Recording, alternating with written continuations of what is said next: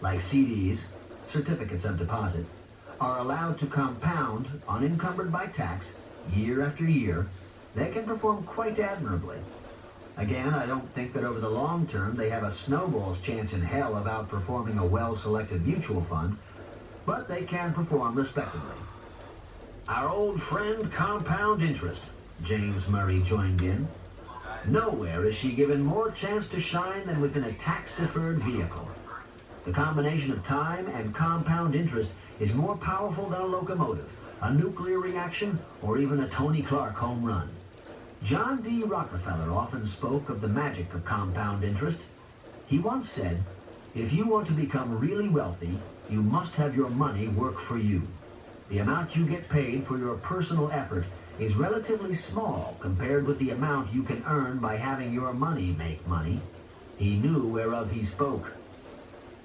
After an appropriately dramatic pause, James continued.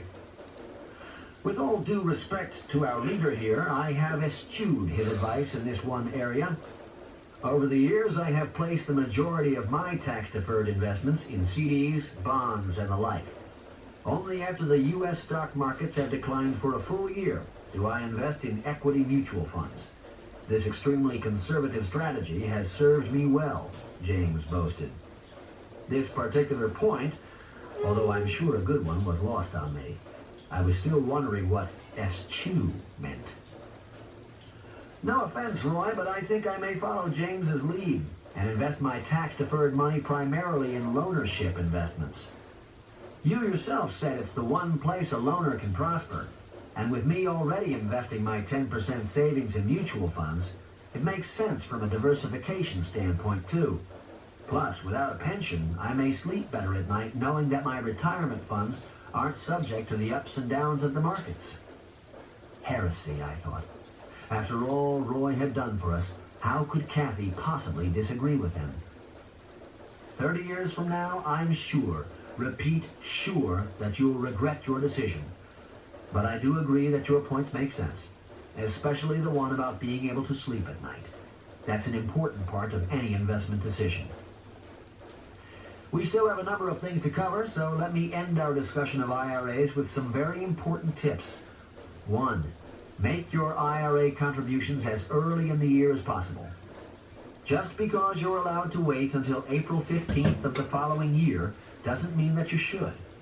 If you have the money sitting around, get it out of a fully taxable situation and into a tax-deferred situation ASAP. Not only will contributing early year after year eventually increase your IRA value by tens of thousands of dollars, but it will also rid you of the temptation to blow the money on something frivolous. And if you're going to go the fund route, why not set up a pre-authorized checking arrangement again?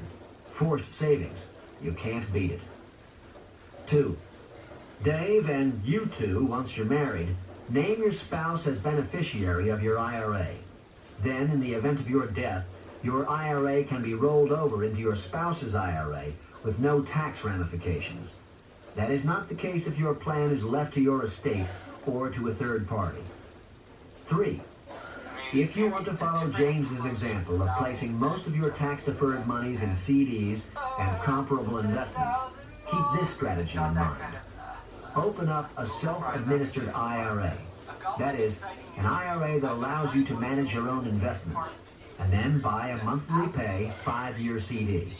Then, each month, buy an equity fund with the interest, all within the self-administered plan, of course.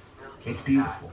All your capital is guaranteed, yet you're still reaping the benefits of ownership, dollar-cost averaging, professional money management. The works. It's tidy. There are no small amounts of money left sitting idly by. It's easy. 20 minutes of work a year and no complicated investment decisions. Essentially, what you're doing is compounding your CD interest into ownership. It's a great compromise. So, what you're hearing there... I could tell by the expression on Tom's and Kathy's faces that I wasn't the only one who found this idea appealing. 4. Regardless of which tax-deferred vehicle you select, IRA or other, start contributing now. I can't stress that enough. 2 20-year-old twins decide to start saving for retirement. One opens an IRA, invests $2,000 a year for 6 years, and then stops. His IRA compounds at 12% a year. Very good. The second twin procrastinates and doesn't open an IRA until the 7th year, the year his brother stopped. The second twin then contributes $2,000 a year for 37 years. He too earns a rate of 12% a year. At age 65, they go out for dinner to compare their IRA holdings. The second twin, who is fully